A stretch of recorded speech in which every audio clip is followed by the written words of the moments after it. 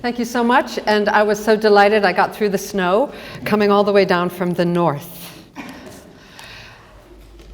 The story of Joseph in Genesis drew me because of the numerous times Joseph cries.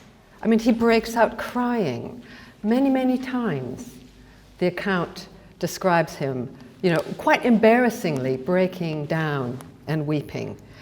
And he often weeps not at the moments that you would expect, like when he's thrown into prison, falsely accused, and he might rot there forever. But he weeps at odd moments of glimpses into the vulnerability of being a human being. He doesn't weep when he's 6 years old and his mother dies. He didn't weep when he was thrown into prison. But he does weep when he sees his brother Benjamin's face for the first time after many years of separation. Benjamin, the youngest brother of the 12. The brothers give their names to the 12 tribes of Israel, of Jacob. And Benjamin, being the youngest brother, was not involved in the violence against Joseph.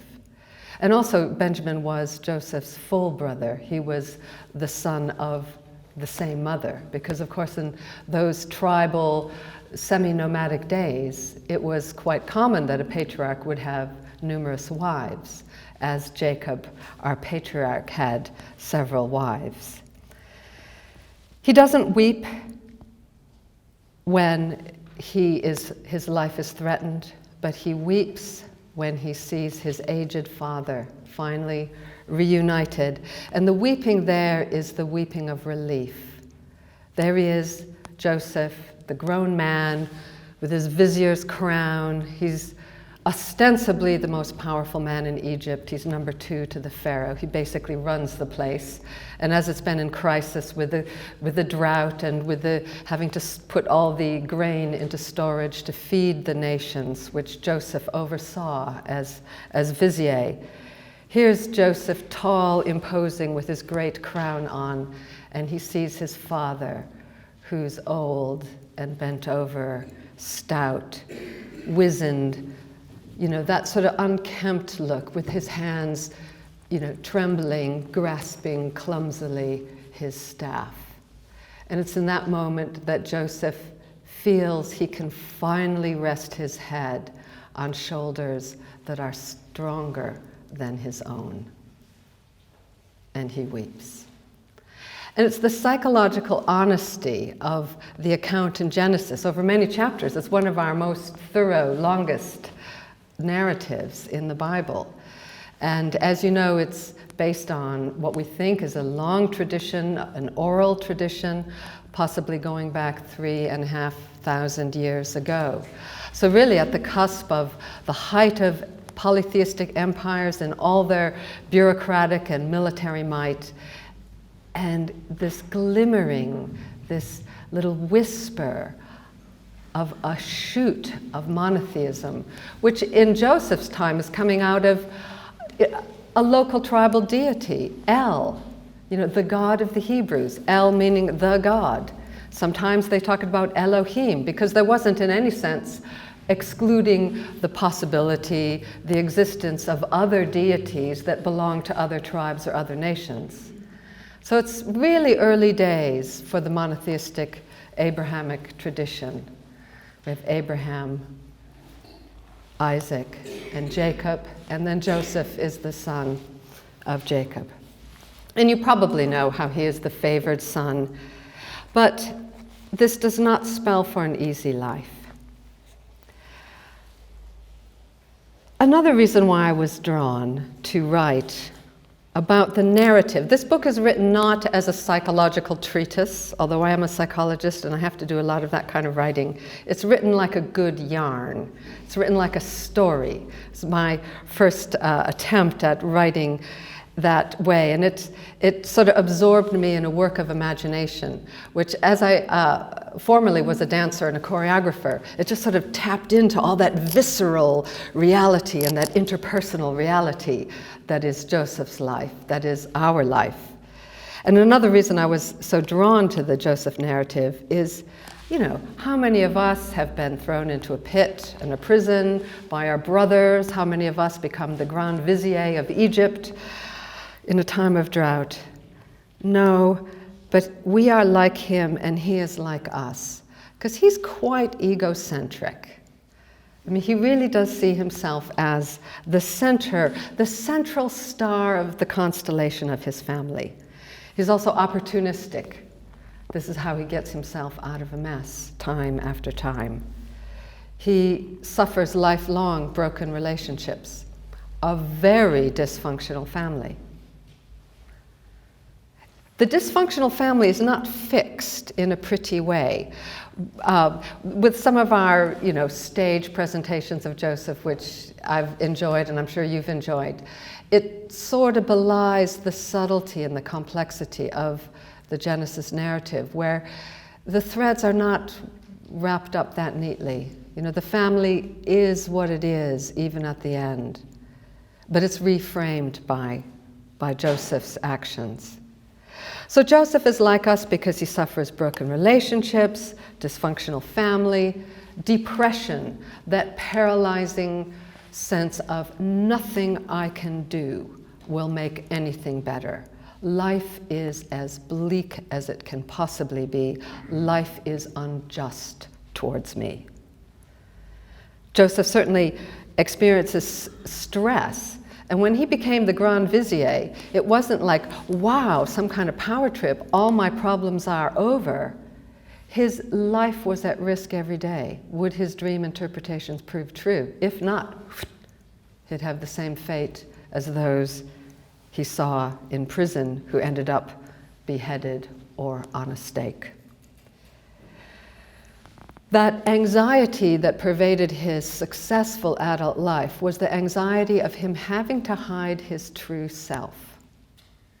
And in the book I talk about Joseph's above-ground self, the imposing vizier with his headdress, his crown, like a punch in his brother's face. See what you did to me, but look, I've beat you, and I am higher than you. There was that above-ground self. And there was also this below-ground self, the self that was defined by the pit his brothers had thrown him into, defined by the prison he had spent, it seems like, possibly 2 decades in. The timeline is fuzzy, of course, in the account. And in that pit was the complete degradation of himself, his physical body, his identity. And in that era, which was a collective era, to have been sold as a slave by one's own family, for one's own family and kin to want you to be dead, is unmentionable. A person was only defined by their belonging in their collective. The honor of the collective is what gave honor to the individual. Joseph had none when he was sold into slavery. And he has to hide that below ground self while he's got this towering mantle of the vizier, and he's saving the land through his strategies to build up the stores of grain, and all the known world comes to Egypt to buy grain. So Joseph, like us, encounters depression, stress, anxiety. He encounters threat to worldview because he was, according to this story, a faithful Hebrew. He believed, he imbibed, he dwelled upon the stories of his forefathers, the actions of El, through the lives of Abraham, Isaac, and Jacob, told around the fire night after night. And when he undergoes his great traumatic events, retelling these stories to himself saves him, gives him some internal coherence.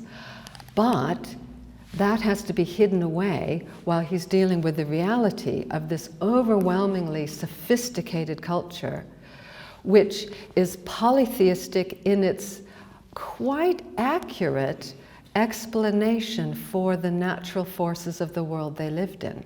It wasn't an irrational polytheism.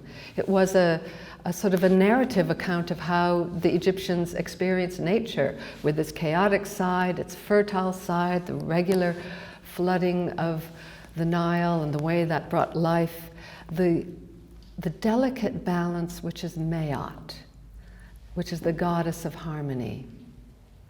And it is the goddess of harmony, and she's symbolized by a feather. If any of you have been to the exhibition on the Book of the Dead, you often see the feather in the balance, and the heart is weighed against the feather. That feather represents Maat. It's a female deity of harmony, and it has to do with all the forces of nature and all the relationships between human beings, pharaoh, lords, servants, doctors, scribes, and between humans and animals. That whole woof and warp of interrelationships has to be harmonious. And if Maat is disturbed, if Maat is displeased, then the forces of nature are out of kilter and death is the result.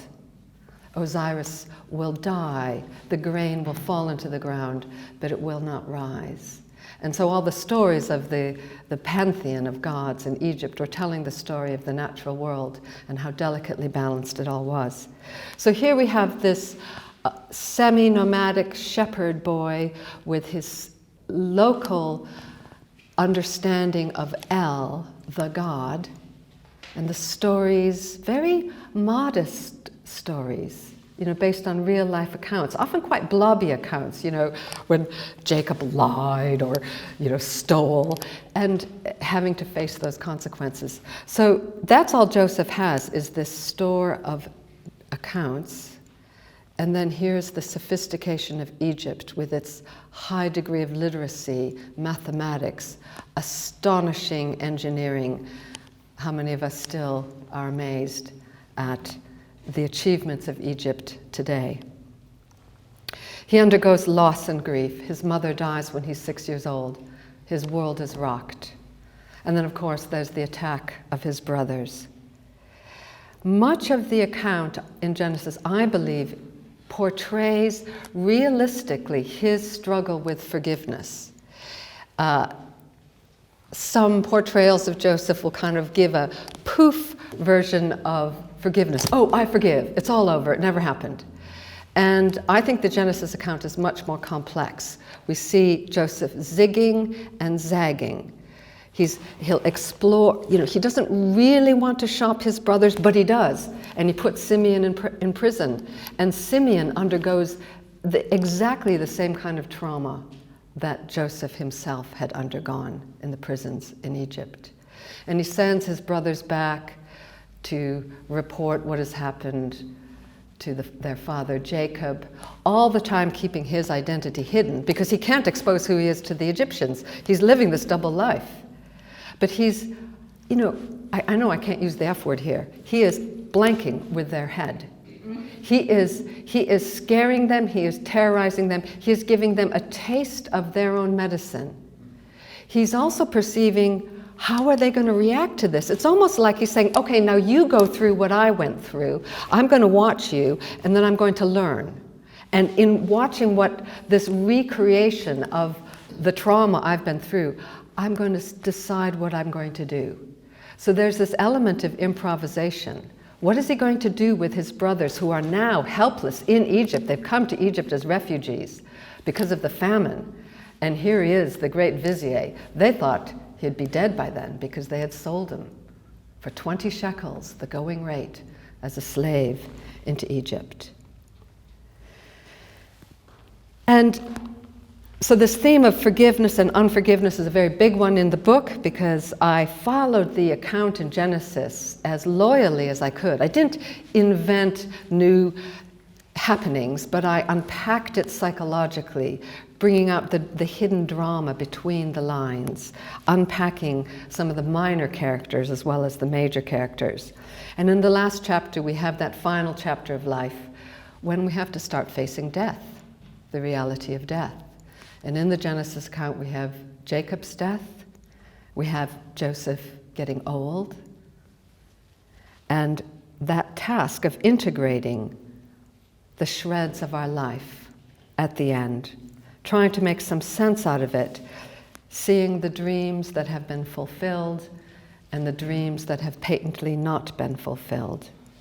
And in that messy picture, Joseph sees, almost like the mortar between these great stones, seeping through the cracks of his life, is hesed, the Hebrew word meaning loving kindness. Almost in spite of himself, that is certainly my interpretation of the Joseph narrative. In spite of some of his own zigging and zagging in his journey of forgiveness, what seeps through the cracks is something that is beyond himself, this hesed, the loving kindness of El. So it's a good read, it's a good yarn.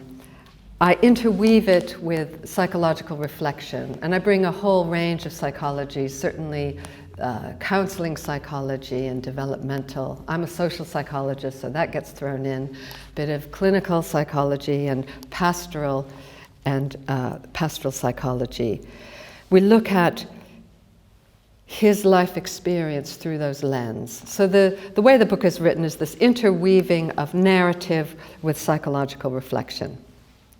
And some of the themes that I highlighted are themes that I think kind of go unspoken in our current culture.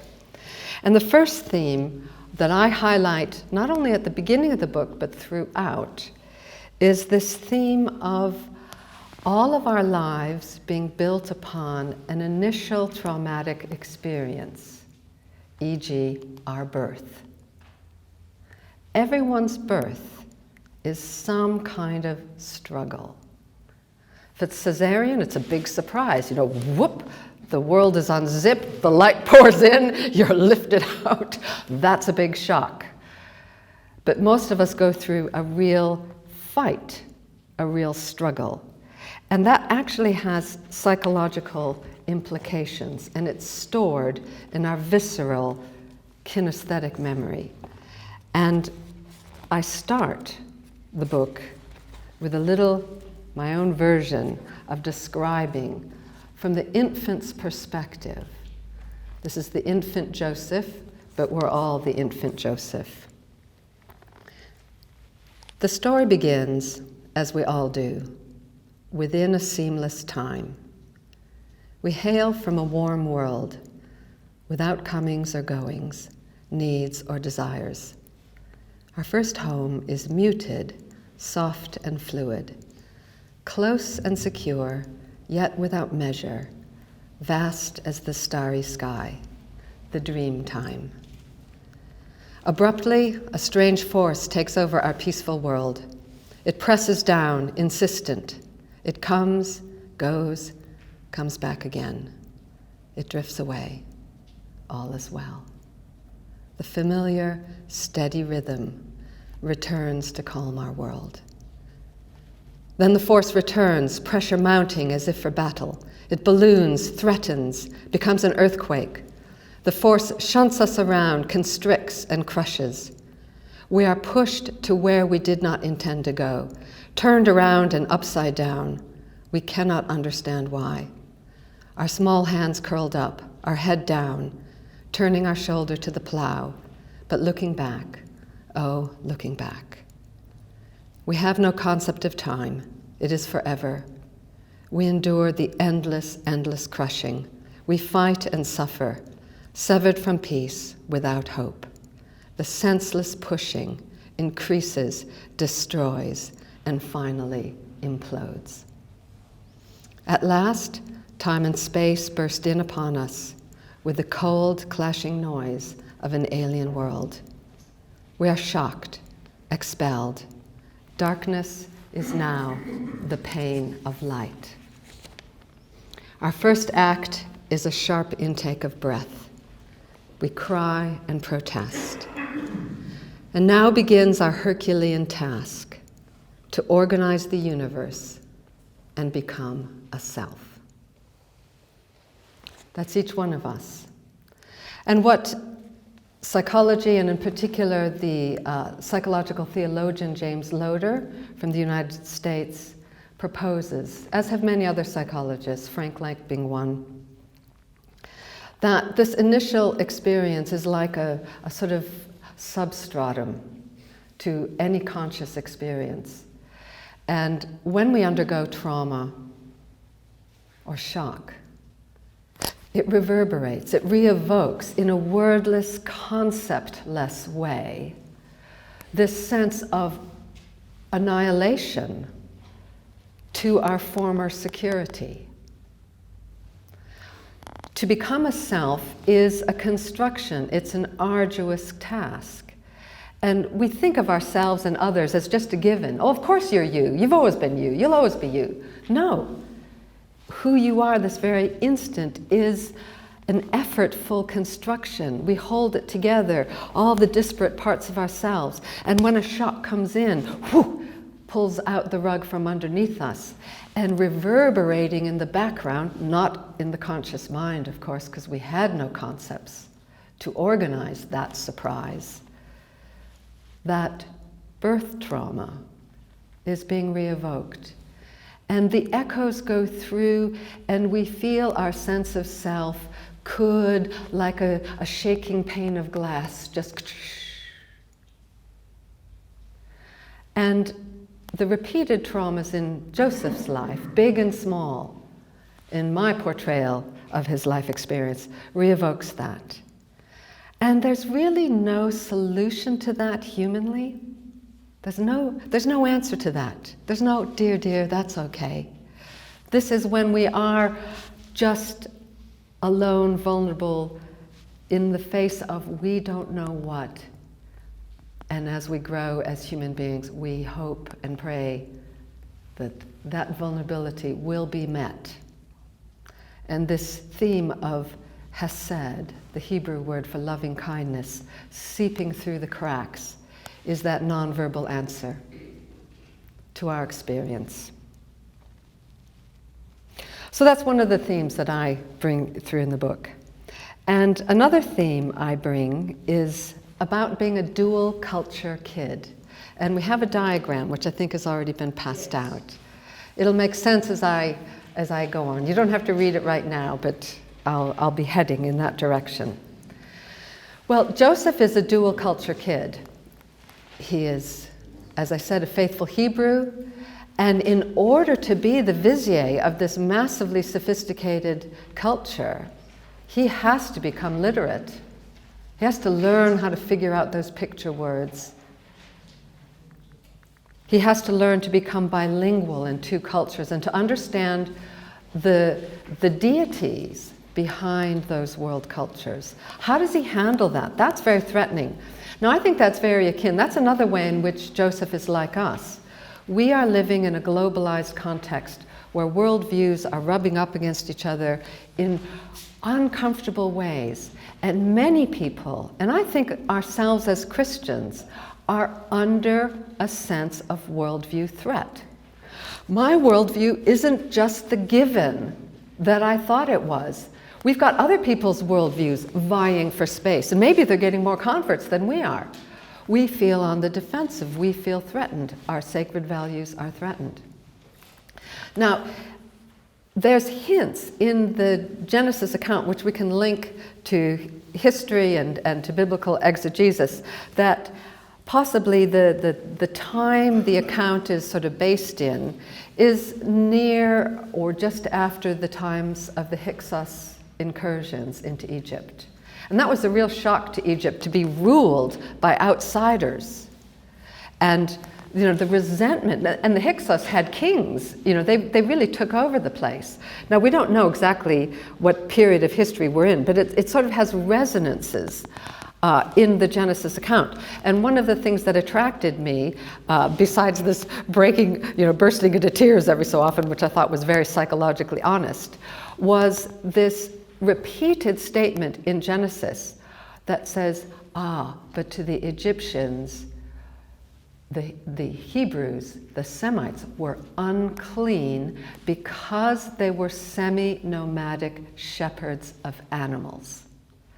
Nothing to do with our concept of race or ethnicity, to do with culture and the sense of If you are in our culture, the Egyptian culture, you are out there in the Nile taking a bath every morning, washing yourself even with soap. Even the slave people would wash with soap, because otherwise the stench would even reach the nostrils of the gods. So to be a semi-nomadic shepherd of animals is, in the eyes of the Egyptians, and also who think Hyksos, those Semitic invaders from the north and the east, woo, we really hate them. Now here's Joseph kind of ringing those bells for the Egyptians. He is treading a fault line. How does he deal with especially the sense of uncleanness on both sides of the divide? What if he lets go of his father's stories? He loses his identity as a member of, as a direct descendant of Abraham, Isaac, and Jacob. If he lets go of his father's stories, but if he hangs on to his father's stories, then he's unclean in the eyes of the Egyptians. So he's got this massive conflict going on all the time, as well as this sense of his above-ground identity and his shameful, my family wanted me dead. In a collective culture, you have no right to exist if your family wanted you dead. So he's living with these tensions.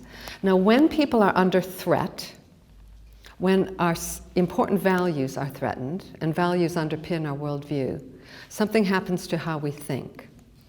And psychologists call this cognitive complexity. Another term is integrative complexity. I'll explain that in a moment. Now, in the diagram I've given you, the boxes describe what happens to our thinking as we go through life. Now, in the first box in the upper left, it's just all shade, it's just gray.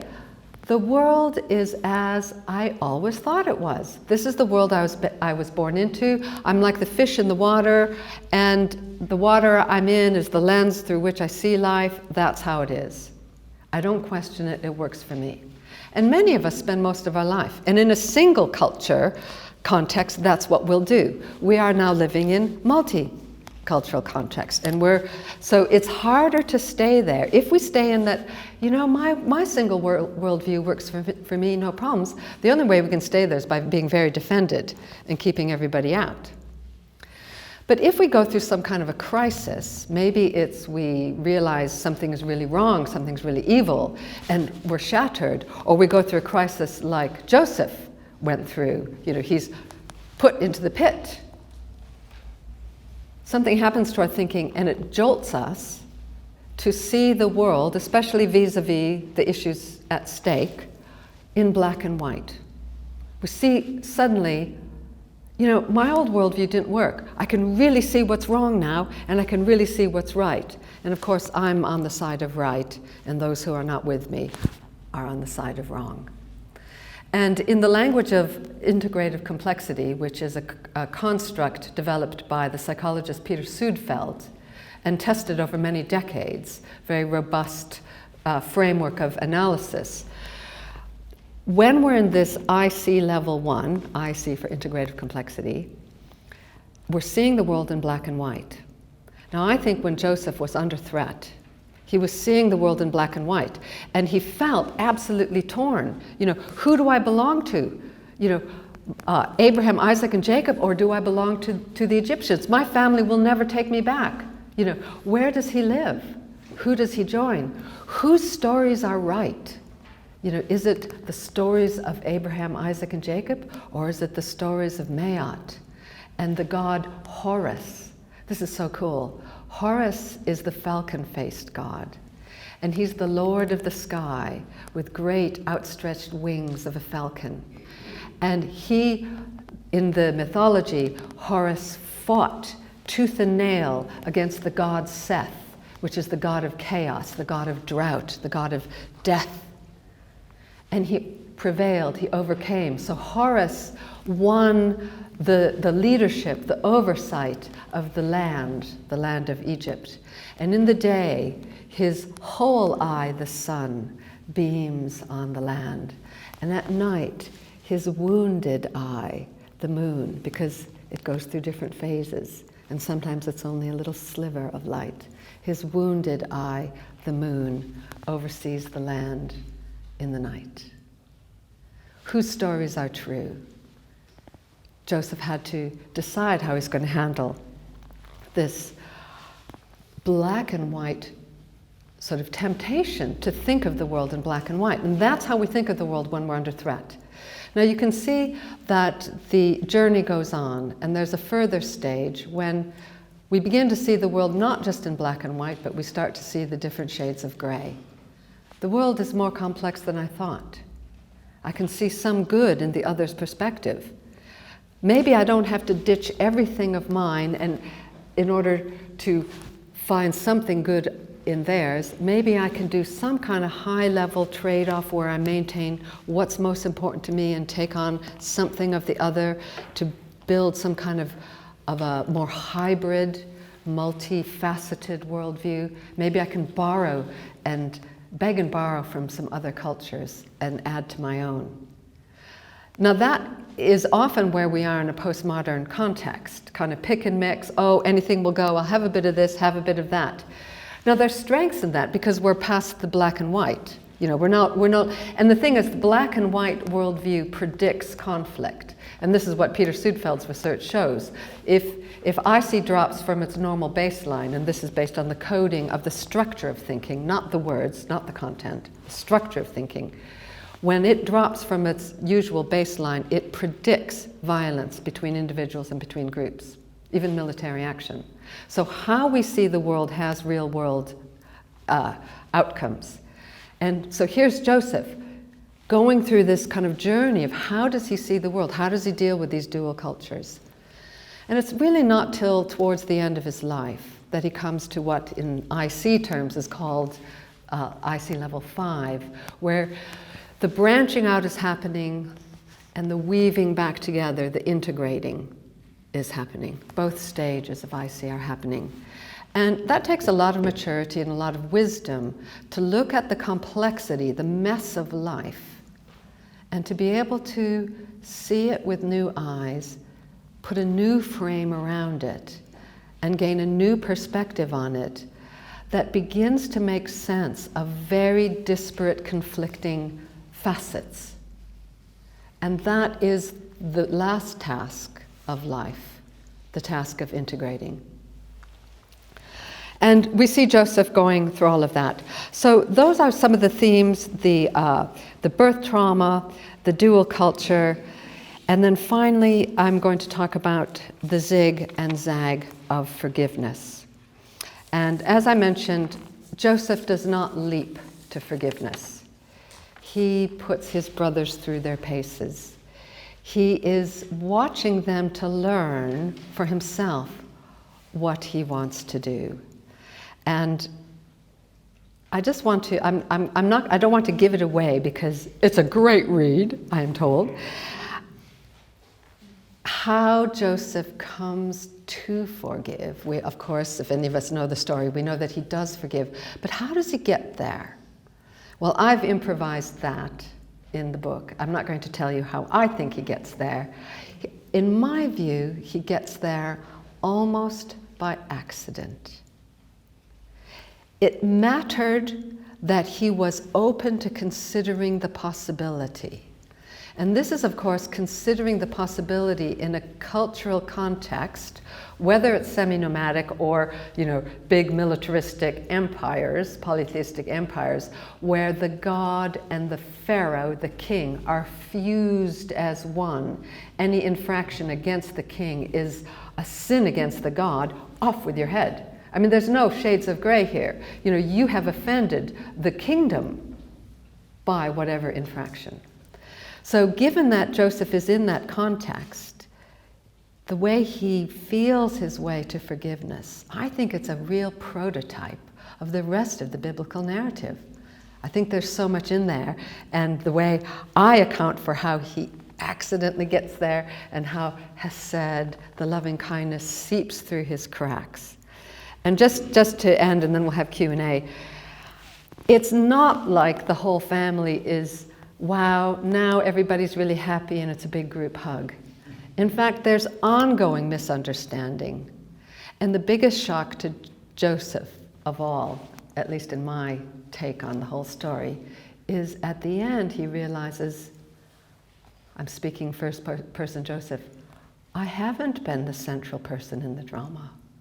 I always thought it was about me, you know, all the jealousy, all the hatred, all the fear, all the resentment, it was all about me.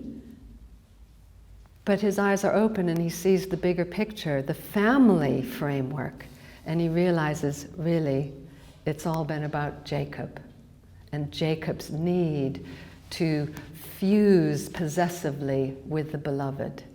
And that has created the family fault lines. I hope you read the book, and I think that's all I'm going to say. Let's have a Q&A. Thank you. Fantastic to hear that. I am the person who says it's a great read. I've said it this morning. I'm sure I'm not the only person. It really is. I'm just going to hog the first question, and then I am going to throw it open.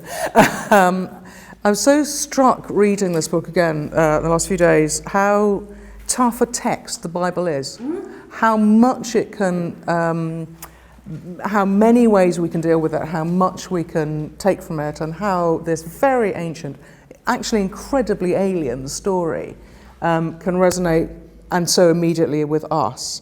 I'm so interested in what you say about forgiveness, and one of the things I kept thinking as I was reading it, particularly the early chapters, which I found those illuminating about, I kept thinking about particular people who behaved in particular ways that I thought might have stemmed from early experiences as you described them.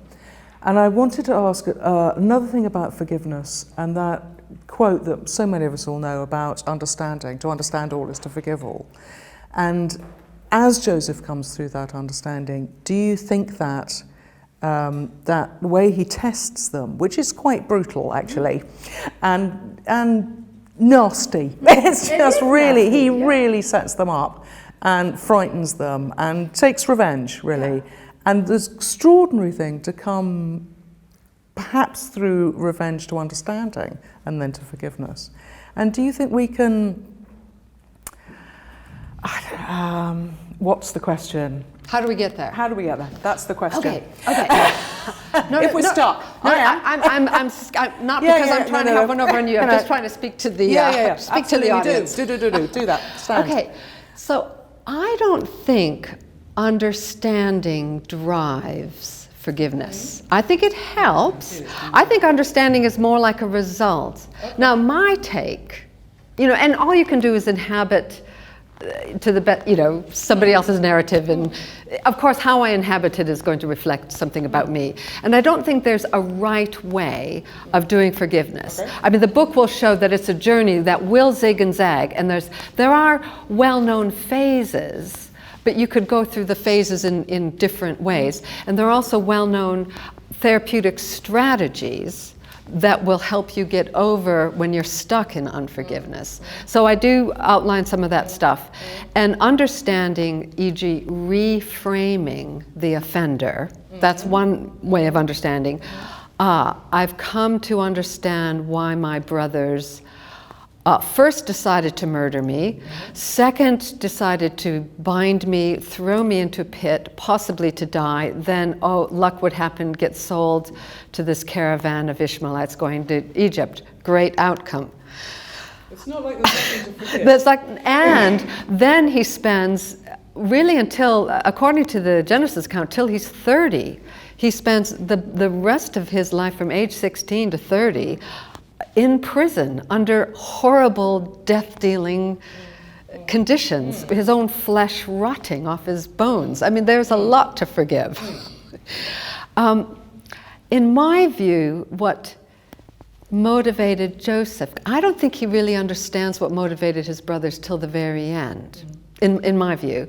But again, there's no one right way. But his path, I think, was he's such a social person, is Joseph. He's a relational person. He wants to be the center.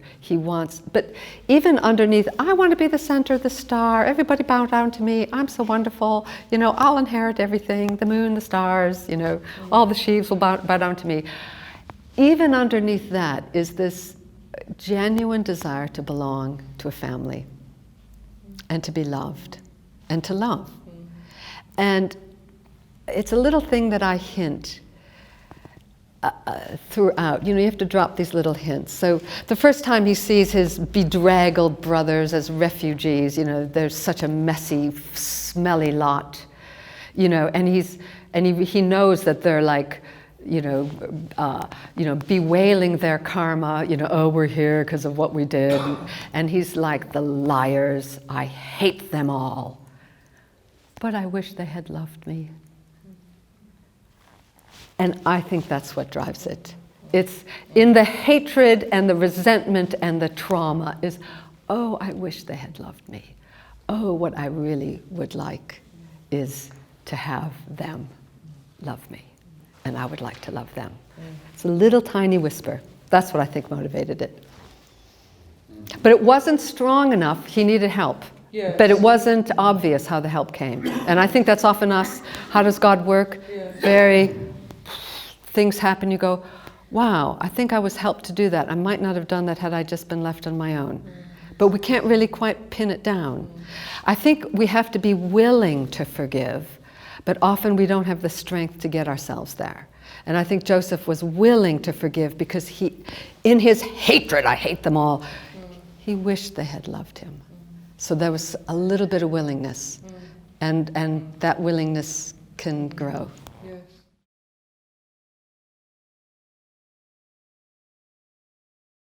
There's a lot of power play going on, a sort of, using the power that he as Vizier now has to replay his decades of trauma. So he really doesn't do a snap, easy forgiveness. He really does pay them back. But I believe he's not only doing it, but he's also watching what's happening, and he has the awareness to observe. And this is key. This is part of your thinking of understanding and reframing. So in the replaying and the twisting of the knife and making them go through so much of what he himself had gone through, there are little glimmers, they are so subtle, of change in a couple of the brothers, Judah in particular, Reuben a bit as well. Now the brothers never own up.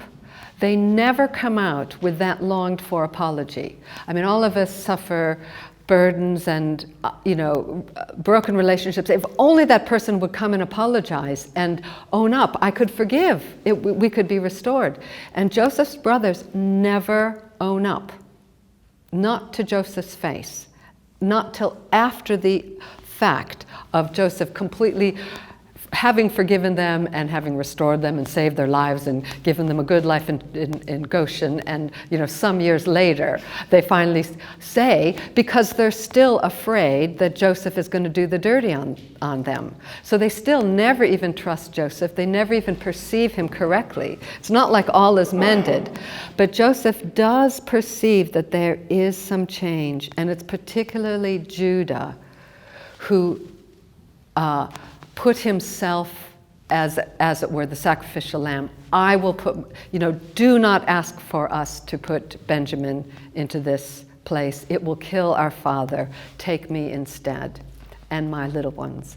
So Judah offers himself, and that starts to break Joseph's heart.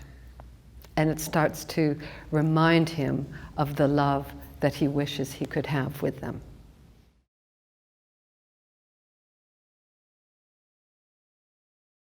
It was Reuben. It was Reuben, although I think there's a bit of ambiguity in the text. It's Reuben, because Reuben is always like he's the eldest, he's always the one with the big ideas, and he comes up with the idea, don't kill him, let's sell him. But there is some ambiguity, but Judah. And of course then this is reflected in the final blessings, which are prophecies of Jacob on each of the brothers. And I used to think that was kind of like a pretty ending, but as I was studying it, I realized it's not an ending. This is the final judgment. The mask is off. Jacob uncovers the foibles and the crimes of the brothers. And it's as if it's the final judgment, not before Osiris and Anubis and the panoply of the gods, but in here, in this life, in this room, the final judgment. Everyone is being weighed against the feather of truth and found wanting. But again, what you said about the Bible being quite tough and quite honest, and it was the honesty that drew me to it, is Joseph does not come off as a plaster cast saint. Far from it. And in the final chapter that I write, and of course I'm following the account, I think quite closely, just the little issue of during the famine, and Joseph is making sure that people get fed from the grains, that he had the prescience to store 7 years worth of grain. Well, as the people are running out of money to buy the grain, they end up selling themselves, their land, and their cattle as slaves to Pharaoh. So all of Egypt, at the end of these 14 years, is changed by Joseph. Pharaoh's very pleased. How wonderful to have everybody as landless slaves, owing 1/5 of their produce to him. No more the battles between the nobles based on land-based alliances. Ooh, chaos has been averted. So, and that's in the Bible, that he reduced the land to slavery. Not a good outcome. I know what you're going to say.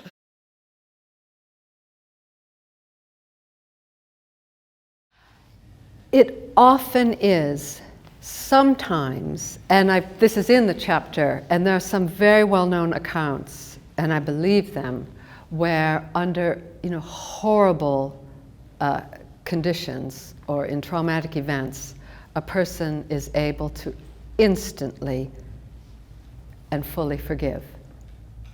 That does happen. That does happen. In fact, one of the excellent psychologists of forgiveness named Everett Worthington, he's in the States, and he's produced therapies for people having problems with forgiveness. And he is one of the authors of the stages of forgiveness model that most people go on, go through different processes. You can zig and zag, but you usually have to deal with a number of issues. His life history, his mother was murdered his elderly mother in an awful and brutal and humiliating way, and he had to go and identify the body. And when he did that, and it was so awful, and he was very close to his mother, he unaccountably had the instant grace of forgiveness. And from that point on, he dedicated his life to researching forgiveness. So that's what he experienced, and I think there are people who do that. And then in his clinical work, he found for most people that it's quite an arduous process that have starts and stops, and you can get stuck. So both and. And I also think we have an important role to play, not as the achievers of full forgiveness, which I agree is beyond us and has to come from beyond us, but it's very important how we attune ourselves to the possibility of forgiving. And it might just be scanning for maybe possibilities that are beyond the black and white. You did this wrong to me, And unless we take that attitude that allows for the possibility, I think then we are holding the key to other people's well-being and our own, and we should hand that over. So I think we do hold some responsibility in forgiveness, even though we can't take it the whole hog.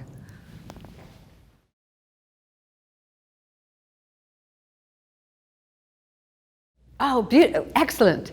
And those two facts about me are so pertinent to the writing of this book. Because I hadn't ever written this way, if I hadn't been a dancer, I couldn't have written that way, because it had to be this embodied visceral experience in the choreography of all these conflicting relationships. So it really was dance that gave me the words. And yes, as a dancer, I was steeped in biblical narratives and ideas and emotions, and that was all that our dance was about. And so, but I am a dual culture kid, not just because I'm an American living in Britain, and I've been here for a long time. I know my accent belies that.